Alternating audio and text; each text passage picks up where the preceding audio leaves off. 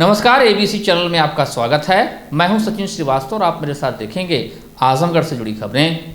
आइए नजर डाल लेते हैं आज की खास खबरों पर। खबर के प्रायोजक हैं Sarvodaya public school, Harbanshpur, Azamgarh. Admission open. Classes nursery to 9 and 11। GD global school, Kartarpur, Azamgarh. Admission open for new session. Nursery to classes 9 and 11। Sai international school, Pura Pande, Bhaduli Bazar, Azamgarh. Affiliated to ICSI new Delhi. Admission open for new session. Nursery to class 9 and 11। Vedanta school of nursing and paramedical science, Lachhirampur, Azamgarh. QCI rating में A श्रेणी प्राप्त कर बना मंडल का पहला institute. और lifestyle furniture, बेलानाडी, Azamgarh. शुक्रवार को पुलिस लाइन के सभागार में अपर पुलिस अधीक्षक ग्रामीण चिराग जैन ने अतरौलिया क्षेत्र में हुई हत्या के मामले में खुलासा किया। बता दें कि 2 फरवरी 2024 को वादी मुकदमा शहाबुद्दीन पुत्र शेखावत अली निवासी मदियापार थाना अतरौलिया के चौकीदार ने थाने पर सूचना दिया था कि ग्राम मदियापार में सड़क के किनारे खेत में सरपत से ढका हुआ अज्ञात पुरुष का शव मिला है, जो अज्जली अवस्था में है। इस सूचना पर थाना अतरौलिया पर धारा 302, 201 IPC पंजीकृत किया गया। विवेचना के दौरान उक्त मुकदमे से संबंधित अज्ञात शव की पहचान सोशल मीडिया के माध्यम से मृतक के पिता नंदू राजभर के द्वारा अपने पुत्र जयनारायण पुत्र नंदू राजभर निवासी कबीरुद्दीनपुर थाना अतरौलिया के रूप में की गई।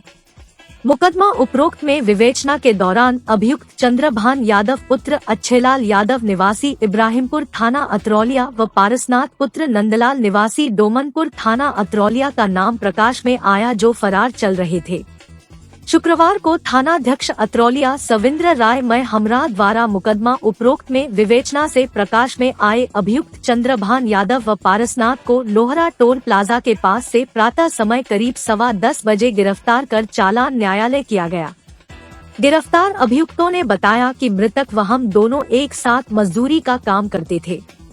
1 फरवरी 2024 को हम तीनों व्यक्ति काम की तलाश में थे। उस दिन काम नहीं मिला तो हम लोग शराब व गांजा लेकर ग्राम मदियापार में एक खेत में बैठकर नशा किए। फिर चोरी करने के लिए तार काटने की बात पर हम लोगों में झगड़ा होने लगा। हम लोग नशे में थे। मृतक जयनारायण हम दोनों को गाली देने लगा तो हम दोनों ने गुस्से में आकर जयनारायण को मार पीट कर खेत में लगे पानी में इलेक्ट्रॉनिक सामानों को दबा दिए, जिससे उसकी मौत हो गई। की सुविधा 0% उसकी पहचान न हो पाए, इसलिए हम दोनों ने जयनारायण को जला दिया और वहां से भाग गए। दिनांक 2 फरवरी 2024 को थाना अतरौलिया पर ग्राम चौकीदार द्वारा ये सूचना दी गई। ग्राम मदियापार के सड़क के किनारे एक अज्ञात शव अज्जली हालत में पड़ा हुआ है। इस सूचना पर तत्काल मौके पर तत्काल पुलिस पहुंची। अलमीरा, सोफा, टेबल, को कब्जे में लिया गया। नियमानुसार पोस्टमार्टम के लिए भेजा गया। ग्राम चौकीदार की तहरीर पर ही 302 FIR पंजीकृत की गई। विवेचना की कार्रवाई के दौरान 5 फरवरी को शव की शिनाख्त जयनारायण राजभर पुत्र नंदू राजभर के रूप में हुई। विवेचनात्मक कार्रवाई में गांव वासियों के बयानों, बीट प्रणाली के थ्रू सूचना पर और मुखबिरों की सूचना पर यह जानकारी प्राप्त हुई कि 2 अभियुक्तों द्वारा ये अपराध कारित किया गया है। आज दिनांक 16 फरवरी 2024 को दोनों अभियुक्तों को हिरासत में लिया गया है। इनसे पूछताछ के दौरान ये जानकारी प्राप्त हुई है कि तीनों दोस्ती यारी में थे और उस घटना की दिनांक 1 फरवरी को इन द्वारा शराब के नशे में तार चोरी की घटना को कारित करने के उद्देश्य से उधर मदियापार गांव में गए थे। वहां पर इनका आपस में गाली गलौज हुए, मारपीट हुआ और शराब के नशे में इन्होंने जयनारायण राजभर को खेत के ही पानी में डुबोकर मार दिया और जिससे कि शव की शिनाख्त न हो सके, इन्होंने उसको जलाकर वहां पे छोड़ दिया। आज इन दोनों को हिरासत में लेकर माननीय न्यायालय से रिमांड प्राप्त कर जेल भेजा जा रहा है। आजमगढ़ के अहरौला थाना क्षेत्र में शुक्रवार की सुबह कोठरा मोड़ के पास पुलिस और बदमाश के बीच हुई मुठभेड़ में पुलिस की गोली से एक बदमाश राम प्रवेश यादव उर्फ प्रवेश पुत्र सीताराम घायल हो गया। घायल बदमाश को पुलिस ने अस्पताल में इलाज के लिए भर्ती कराया है। उसके पास से पुलिस ने तमंचा व कारतूस बरामद किया गया है। घायल बदमाश द्वारा सोमवार को 2 छात्रों का अपहरण कर लिया गया था, लेकिन पुलिस ने दोनों छात्रों को बरामद कर लिया था। बता दें कि फूलपुर के दुर्वासा निवासी देवप्रिय व राम किंकर गिरी ने अहरौला क्षेत्र के किसी स्कूल से बोर्ड परीक्षा का फॉर्म भरा था। सोमवार को दोनों प्रवेश पत्र लेने के लिए स्कूल पर आए थे। प्रवेश पत्र लेकर दोनों वापस लौट रहे थे। स्कूल के बाहर ही 3 युवकों ने उनकी बाइक की चाबी छीन ली। आरोप है कि गहजी पोखरे पर ले जाकर उनकी पिटाई की गई। तमंचे से धमकाकर 20,000 की मांग की गई। अपहरणकर्ताओं ने छात्रों से कहा कि जनसेवा केंद्र से पैसा निकाल कर दो। छात्रों ने घर पूछने की बात कही तो दोनों के हाथ में तमंचा थमाकर फोटो खींच लिया और सोशल मीडिया पर वायरल कर मुकदमा दर्ज कराने की धमकी दी गई। अपहरणकर्ता दोनों छात्रों को कार से लेकर वापस अहरौला की तरफ लौट रहे थे। इस बीच पुलिस की गाड़ी आती हुई दिखाई दी तो अपहरणकर्ताओं ने दोनों को अपने वाहन से उतार दिया और फरार हो गए थे। जिसके बाद पुलिस बदमाशों की तलाश में जुटी थी कि शुक्रवार सुबह कोठरा मोड़ के पास हुई मुठभेड़ में पुलिस की गोली से बदमाश राम प्रवेश यादव उर्फ प्रवेश घायल हो गया, जिसे उपचार के लिए पुलिस ने अस्पताल में भर्ती कराया गया है। दिनांक 13 फरवरी को थाना अहरौला पर 2 लड़कों के अपहरण के संबंध में एफआईआर नंबर 55/24 धारा 365, 357, 347 आईपीसी दर्ज किया गया था। तत्काल एसओ अहरौला और उनकी टीम के द्वारा इन दोनों लड़कों को बरामद कर लिया गया था। इसमें प्रमुख नामजद अभियुक्त राम प्रवेश यादव उर्फ प्रवेश पुत्र सीताराम यादव निवासी लहदौरा थाना अहरौला को पुलिस मुठभेड़ में आज सुबह लगभग 6:30 बजे थाना अहरौला पुलिस के द्वारा कोठरा मोड़ के पास गिरफ्तार किया गया है। इस दौरान इसके दाहिने पैर में गोली लगी है। उपचार हेतु इसको अस्पताल भेजा गया है, जहां इसकी हालत सामान्य है। इसके पास से अवैध शस्त्र व कारतूस बरामद किया गया है। इसके ऊपर पूर्व से चोरी, 307, चीटिंग और छेड़खानी समेत 6 मुकदमे दर्ज हैं। अन्य की भी गिरफ्तारी अतिशीघ्र सुनिश्चित करते हुए गैंगस्टर एक्ट की कार्रवाई इन सभी के विरुद्ध सुनिश्चित की जाएगी। आजमगढ़ जिले में दिव्यांग जन सशक्तिकरण ट्राई साइकिल वितरण कार्यक्रम में पहुंचे बीजेपी सांसद दिनेश लाल यादव निरहुआ ने इंडिया गठबंधन पर हमला बोलते हुए कहा कि उनका कोई लक्ष्य नहीं दिख रहा है। हमारे तो एक एक कार्यकर्ता को पता है कि हमारे प्रधानमंत्री नरेंद्र मोदी जी हैं और तीसरी बार बनने जा रहे हैं, और विपक्षी दलों को पता ही नहीं है कि उनका नेता कौन होगा, उनका प्रधानमंत्री कौन होगा, तो वह क्या लड़ेंगे। समाजवादी पार्टी को छोड़कर जा रहे सहयोगियों के पूछे गए सवाल के जवाब में बीजेपी सांसद ने कहा कि कमी अखिलेश यादव जी में नहीं है, कमी उनके पार्टी की विचारधारा में है। कोई भी व्यक्ति जिस पार्टी में होता उसकी विचारधारा के हिसाब से काम करता है, उसके विचारधारा के हिसाब से बयान देता है। जितने भी लोग समाजवादी पार्टी के साथ जुड़ते हैं वह कभी राम के खिलाफ बोलते हैं, कभी वैक्सीन के खिलाफ बोलते हैं। वह भूल जाते हैं कि मोदी का विरोध करते करते हैं वह देश के विरोध में उतर आते हैं, जब उनको यह समझ में आता है कि हम गलत पार्टी से जुड़े हुए हैं। यह समाजवादी पार्टी मोदी का विरोध करने नहीं देश का विरोध करने उतरी है, तो जिसको भी यह बात समझ में आती है तो वह समाजवादी पार्टी का साथ छोड़ देता है। मुझे लगता है कि एक दिन ऐसा भी आएगा कि खुद अखिलेश यादव भी समाजवादी पार्टी छोड़ देंगे और वह पार्टी खत्म हो जाएगी। आने वाले दिन में अखिलेश यादव जी को यह समझ में आएगा कि यह गलत पार्टी है, इसकी विचारधारा ही गलत है। वह अपने आप ही समाजवादी पार्टी को समाप्तवादी बनाकर बंद कर देंगे। आजमगढ़ सदर से बीजेपी सांसद दिनेश लाल यादव निरहुआ ने जिला मुख्यालय स्थित हरिऔध कला केंद्र के प्रांगण में कुल 260 दिव्यांग जनों को निशुल्क ट्राई साइकिल का वितरण किया। सांसद ने कहा कि दिव्यांग जनों में बहुत प्रतिभा होती है। प्रदेश सरकार उन्हें मुख्य धारा से जोड़ने के लिए विभिन्न प्रकार की योजनाएं चल रही है। सरकार का प्रयास है कि कोई दिव्यांगजन उपकरणों एवं अन्य चलाई जा रही योजनाओं से वंचित न रहे। ये दिव्यांगजनों के सशक्तिकरण के लिए जो हमारे उत्तर प्रदेश सरकार की जितनी योजनाएं चलती हैं, उन्हीं योजनाओं के तहत हमारे जो अधिकारी हैं शशांक जी, इनके सहयोग से ये चौथी बार हम लोग जो है हमारे दिव्यांगजनों को ट्राई साइकिल बांट रहे हैं। आज लगभग 300 लोगों को ये साइकिल बांटेंगे। और इसके अलावा जो हमारे आजमगढ़ में एक स्कूल है दिव्यांगजनों का, उनको भी 25,000 रुपये का अनुदान देंगे। सर, आजमगढ़ में जो एक राज्य विश्वविद्यालय है और दूसरा एयरपोर्ट, तो इस पर आप क्या कहेंगे? मुझे लगता है कि उनका कोई लक्ष्य दिख ही नहीं रहा है ना। कोई हमारे पास तो एक एक कार्यकर्ता को पता है कि हमारे प्रधानमंत्री जो है वो नरेंद्र मोदी जी हैं, तीसरी बार बनने जा रहे हैं। उनको पता ही नहीं उनका नेता कौन होगा, उनका प्रधानमंत्री कौन होगा, तो वो क्या लड़ेंगे। यूपी में आपके भैया जो अखिलेश गठबंधन में हैं, हाँ, उनके साथी एक एक करके अलग होते जा रहे हैं। क्या मानते हैं आप, भैया में क्या कमी रह गई है? भैया में कमी नहीं, भैया के पार्टी की विचारधारा में कमी है। क्या होता है कि कोई भी व्यक्ति जिस पार्टी में होता है, जिस दल में होता है, उसकी विचारधारा के हिसाब से काम करता है, उसकी विचारधारा के हिसाब से बयान देता है।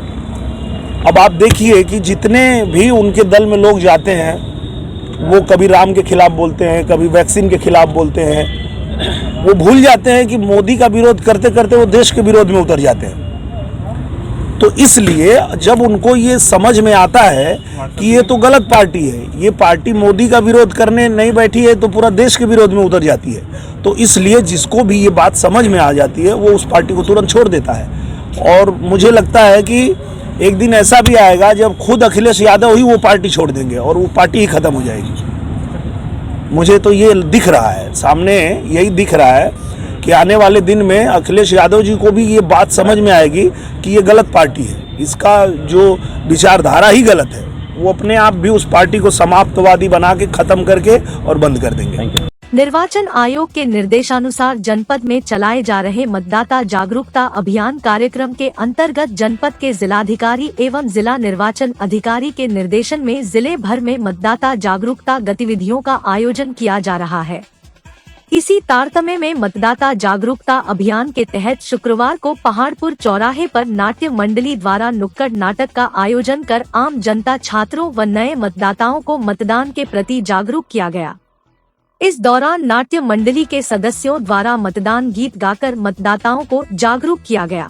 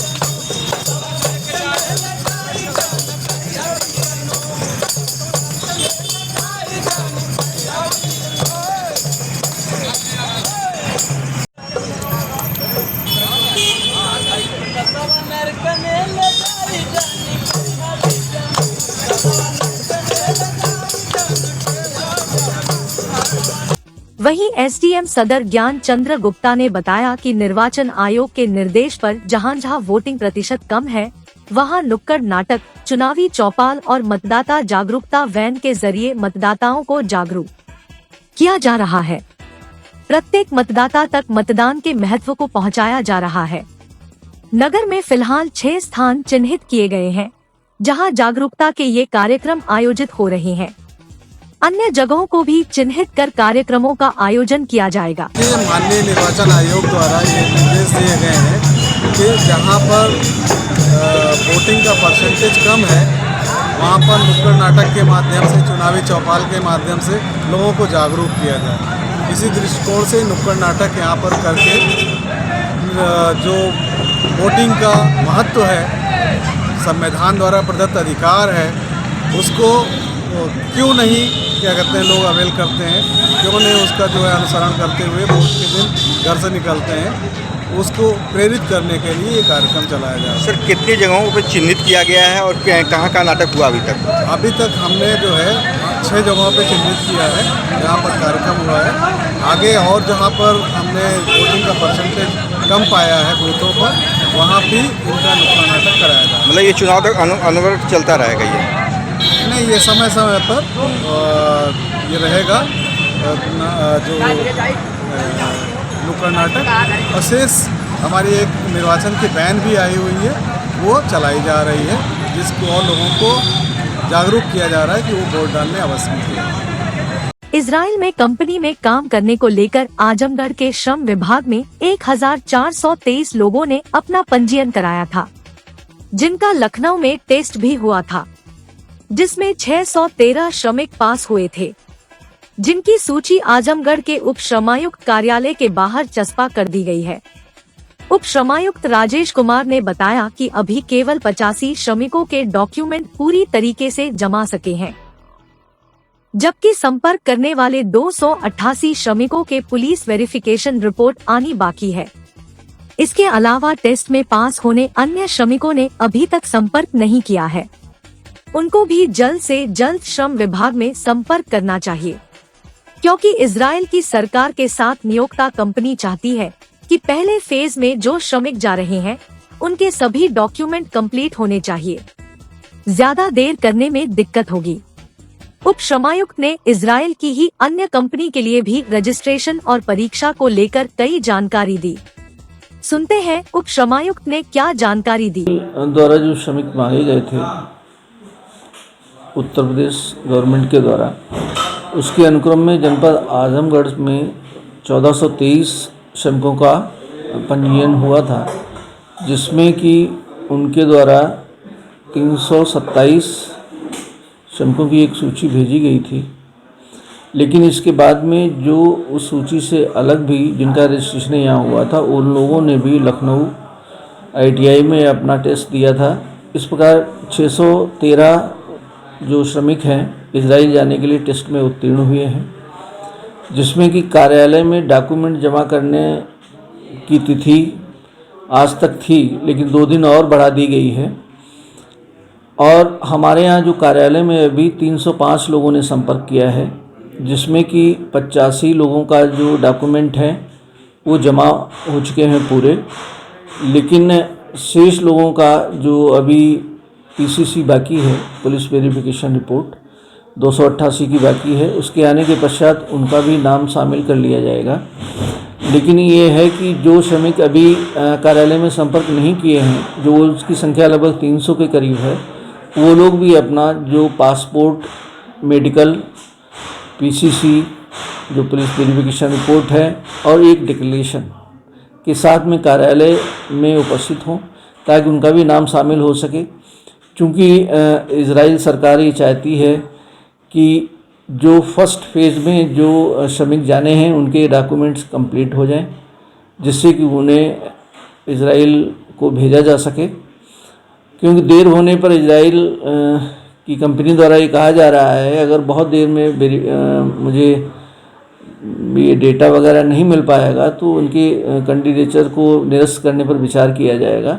अतः सभी श्रमिकों से जो 613 की लिस्ट जो हमारे कार्यालय में लगी हुई है, वो लोग आके अपना देख लें। अगर उनका नाम है तो अपने अभिलेख और सारे आवश्यक प्रपत्र जमा कर दें, जिससे कि वो इजराइल उनको बिना किसी कठिनाई के भेजा जा सके।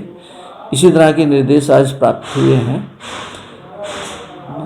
आगामी सर और भी क्या फॉर्म भरे जा रहे हैं? हाँ, आगामी एक कंपनी के द्वारा एक दूसरा चरण भी शुरू है, जहाँ पर कि इजराइल जाने वाले श्रमिकों का रजिस्ट्रेशन किया जा रहा है। हमारे कार्यालय में अभी तक लगभग 500 फॉर्म नए प्राप्त हो चुके हैं, जिनको कि हम अपना एक रिकॉर्ड रख रहे हैं। आशा है कि कंपनी द्वारा जो 28 फरवरी के बाद में जो तिथि दी गई है, तब द्वितीय चरण के टेस्ट कराए जाने के लिए उन्हें लखनऊ बुलाया जाए। उम्मीद है कि अगर इस 1-2 दिन में वो लोग जो नए जाना चाहते हैं वो अपना फॉर्म जमा कर सकते हैं। लेकिन ये आवश्यक है कि वो भी अपना मेडिकल करा लें, और जो पुलिस वेरिफिकेशन रिपोर्ट है और जो उद्घोषणा है और वो अपना पासपोर्ट, ये सब चीज़ें अपने साथ में लेकर आएँ तो सहूलियत होगी। क्योंकि बाद में जो टेस्ट की प्रक्रिया और उनके जाने की प्रक्रिया में जो अंतर आ जाता है, वो कहीं न कहीं श्रमिकों के कैंडिडेचर को निरस्त करने में सहायक होता है। और सभी लोग आएँ और अपने पूरे कागज़ के साथ में। जो अन्न उपजाएगा वही कानून बनाएगा जैसे नारों के साथ उत्तर प्रदेश किसान सभा के प्रदेश अध्यक्ष इम्तियाज बेग के नेतृत्व में संयुक्त किसान मोर्चा के बैनर तले शुक्रवार को राष्ट्रपति को संबोधित 10 सूत्री ज्ञापन जिला प्रशासन को सौंपा गया। उप्र किसान सभा के प्रदेश अध्यक्ष इम्तियाज बेग ने कहा कि हम किसान हितों को लेकर संघर्षरत है, लेकिन सरकार द्वारा हमारी मांगों पर कोई भी कार्यवाही नहीं की जा रही है। किसानों के विकास और उनकी समस्याओं पर सरकार को बड़ा दिल दिखाने की आवश्यकता है। जिस तरह वर्तमान केंद्र सरकार अपने व्यापारिक मित्रों को दिल खोलकर खजाना लुटा रही है, अगर उसका 1% भी किसानों को लाभान्वित कर देती को देश के किसानों की समस्याओं का पल भर में निदान हो जाता है। समय रहते किसानों की समस्याओं का निराकरण नहीं किया गया तो देश में अनाज की संकट उत्पन्न हो जाएगा। किसानों व आमजन के हितों को लेकर सरकार अब तक नाकाम रही है। अगर किसानों के समस्याओं को गंभीरता से नहीं लिया तो देशवासियों को बड़ी कीमत चुकानी पड़ेगी। जिला मंत्री गुलाब मौर्य ने बताया कि हमारी 10 सूत्री मांगों में MSP गारंटी कानून लाया जाए, गन्ना का मूल्य 500 रुपए प्रति कुंटल घोषित किया जाए, गन्ना किसानों को तत्काल पर्ची की व्यवस्था व घटतौली पर रोक लगाई जाए। वहीं भाकपा नेता रामाज्ञा यादव ने बताया कि 60 वर्ष से ऊपर किसानों, मजदूरों व खेती पर निर्भर रहने वाले काश्तकारों को 10,000 रुपए मासिक वृद्धा पेंशन दी जाए, सिंचाई हेतु नहरों में तत्काल पानी दी जाए, छुट्टा पशुओं तथा जंगली पशुओं से किसान की फसल बचाई जाए। वहीं किसान नेता त्रिलोकी नाथ ने बताया कि किसान सम्मान निधि को बढ़ाकर 15,000 रुपया किया जाए, किसानों को सिंचाई हेतु मुफ्त बिजली दी जाए, किसानों को सभी प्रकार के कर्ज माफ किए जाए, खीरी लखीमपुर के किसानों के हत्यारों को गिरफ्तार कर न्याय किया जाए, कृषि लागत घटाया जाए। में किसान संयुक्त किसान मोर्चे की तरफ से ग्रामीण भारत बंद और राष्ट्रपति के नाम मांग पत्र दिया गया। खास तौर से MSP की गारंटी अनिवार्य रूप से लागू किया जाए, 10,000 रुपया किसानों को बुढ़ापे की पेंशन दी जाए। जो पिछली सरकार ने वादा किया था, स्वामीनाथन आयोग की रिपोर्ट, खीरी लखीमपुर में जो किसानों पर अत्याचार हुआ था, उप गृह मंत्री द्वारा जो अत्याचार किया गया था, 4 किसान मारे गए थे, उसका केस वापस किया जाए, उनको मुआवजा दिया जाए, उनको मंजूरी बनाया जाए। इन 10 सूत्री मांगों को लेकर के 10,000 बुढ़ापे की पेंशन, गन्ने का मूल्य और MSP की गारंटी अनिवार्य रूप से सरकार इसको लागू करे। इसी आधार पर पूरे देश में ग्रामीण भारत बंद है और किसान सभा ने संयुक्त मोर्चे के आह्वान पर आज पूरे देश के अंदर जिला मुख्यालयों पर थ्रू जिलाधिकारी राष्ट्रपति को मांग पत्र दिया है। इसके बाद अगर सरकार इसको नहीं अवलंब पूरा करती है तो 10 दिन के बाद हम लोग पूरे देश के अंदर किसान सभा संयुक्त किसान मोर्चा मिल करके करेगी। और दूसरी मांग हमारी ये है कि जो पंजाब और हरियाणा, पश्चिमी उत्तर प्रदेश किसान दिल्ली जंतर मंतर पर जाना चाहते थे, सरकार जो उनके ऊपर लाठी चला रही है, गोली चला रही है, यहाँ तक कि ड्रोन से पानी भी फेंक रही है, आंसू गैस भी छोड़ रही है, इसके खिलाफ भी हम लोगों ने मांग पत्र दिया। पूरा ग्रामीण इलाके में गांव-गांव इसकी मीटिंग हो रही है।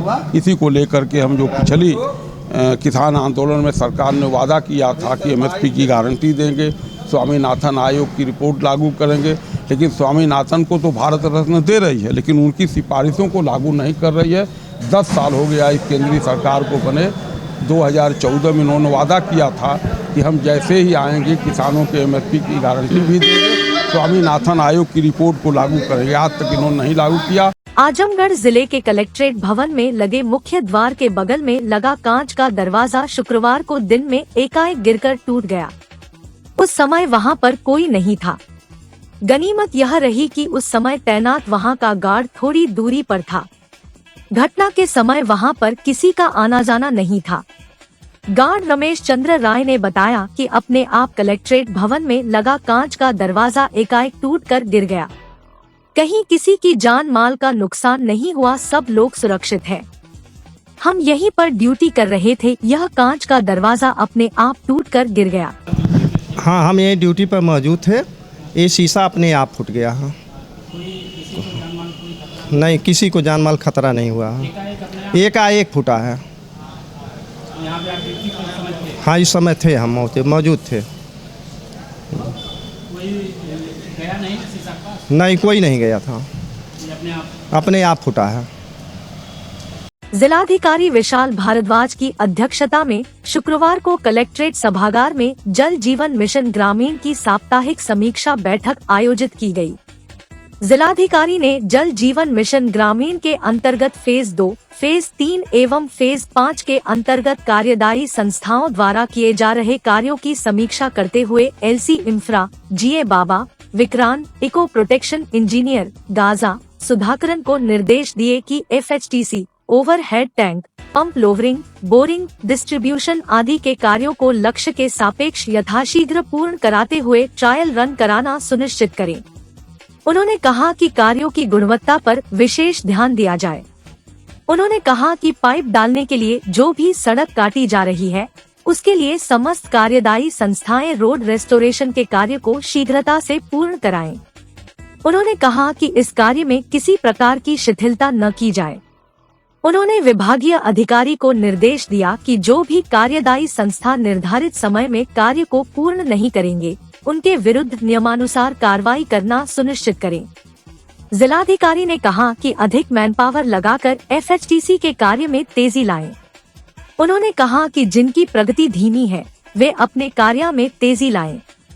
फेज 3 के अंतर्गत कार्यदायी संस्था एलसी इंफ्रा एवं फेज 5 के अंतर्गत गाजा की प्रगति खराब पाए जाने पर जिलाधिकारी ने उनके संबंधित स्टेट हेड को पत्र लिखने के निर्देश दिए। संयुक्त किसान मोर्चा और अन्य ट्रेड यूनियनों के आह्वान पर शुक्रवार को औद्योगिक हड़ताल व भारत बंद बुलाया गया। इसके तहत देश के किसान मजदूरों से अपील की गई है कि वे अपने काम को पूरी तरह बंद रखें, लेकिन जनपद में भारत बंद का कोई असर नजर नहीं आया। इस दौरान निकाले गए जुलूस में किसान मजदूर के हाथ में तख्तियां थी।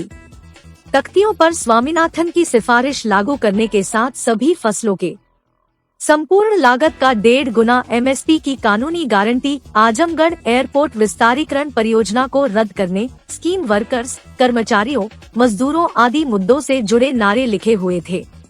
वक्ताओं ने सभी धर्मनिरपेक्ष और लोकतांत्रिक ताकतों से अनुरोध किया कि वे घृणित धार्मिक कट्टरता और अंधराष्ट्रवाद का मुकाबला करने और लोगों की वास्तविक आजीविका के मुद्दों को राष्ट्रीय एजेंडे में वापस लाने के लिए किसानों और श्रमिकों के जारी इस संयुक्त संघर्ष का हिस्सा बने। वक्ताओं ने कहा कि आगामी लोकसभा चुनाव 2024 सिर्फ मोदी योगी, मंदिर मस्जिद पर नहीं, मुद्दों पर होगा। मुद्दों की लड़ाई अब किसान मजदूर शुरू कर चुके हैं। वक्ताओं ने कहा कि किसानों की कोई भी मांग नई नहीं है, वे अपनी पुरानी मांगों को ही दोहरा रहे हैं, जिन पर सरकार के साथ अनेक बार बातचीत कर ज्ञापन दे चुके हैं।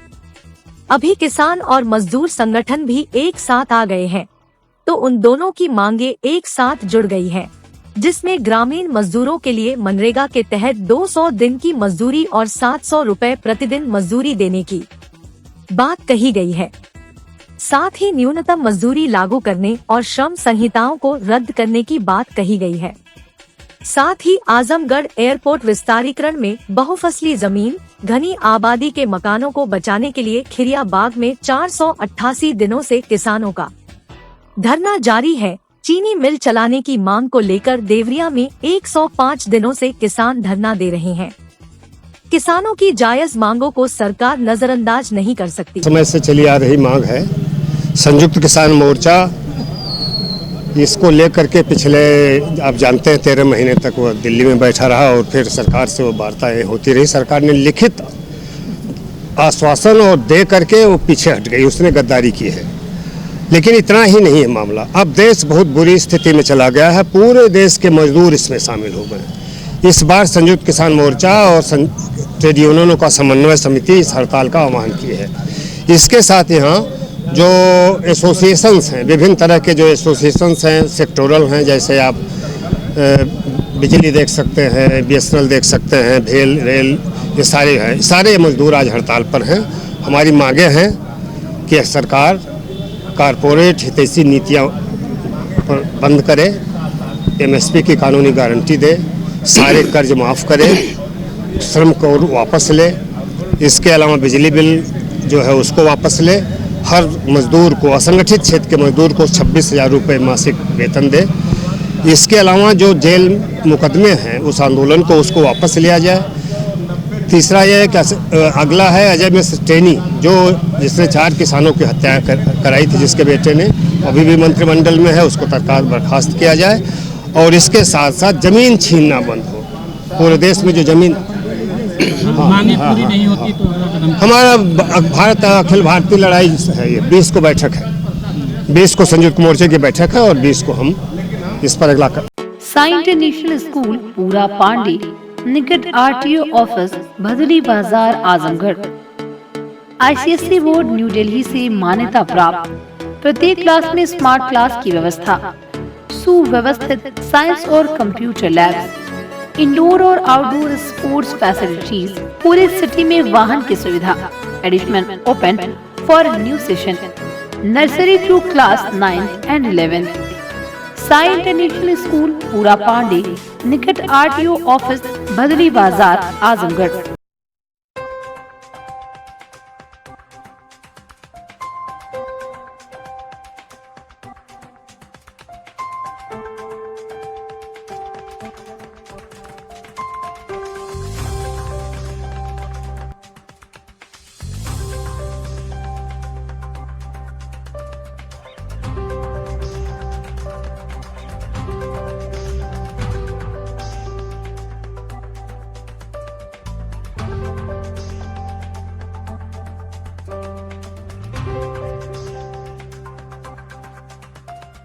Lifestyle furniture, Belnadi Azamgarh. सभी प्रकार के फर्नीचर एवं इलेक्ट्रॉनिक सामानों की भरपूर रेंज उपलब्ध। हमारे यहाँ EMI की सुविधा 0% ब्याज पर उपलब्ध। इलेक्ट्रॉनिक सामानों में LED TV, refrigerator, washing machine, air conditioner, air cooler, deep freezer, water cooler, mixer juicer, iron, fan, induction, battery, inverter, electric geyser, gas geyser, आटा चक्की इत्यादि। फर्नीचर के सामानों में बेड, गद्दा, सिंगारदान, अलमीरा, sofa, table, chair, rack, stool, संदीली, सीढ़ी, डाइनिंग टेबल, झूला आदि। शादी विवाह की हो तैयारी या ऑफिस और घर के लिए सामानों की करनी हो खरीदारी, पहुँचिए lifestyle furniture, Belnadi Azamgarh. Sarvodaya public school near RTO office Harbanspur Azamgarh, affiliated to CBSE। Admissions open from classes nursery to 9 and 11। जहां है highly experienced faculty, advance labs, magnificent library, huge playground with lush green campus, separate ground for pre nursery, separate classes available for girls and boys. We also organize sports, music, smart classes and many more facility available. Uttar Pradesh के 613 nursing और paramedical college में से 20 college QCI rating में A श्रेणी प्राप्त कर बने mentor institute. Azamgarh मंडल और जिले का नाम रोशन कर Vedanta school of nursing and paramedical science Lachhirampur Azamgarh QCI rating में A श्रेणी प्राप्त कर बना मंडल का पहला institute. Wifi campus, smart classroom, live projects, special placement से scholarship, separate hostel for boys and girls. Admission या अन्य जानकारी के लिए संपर्क करें।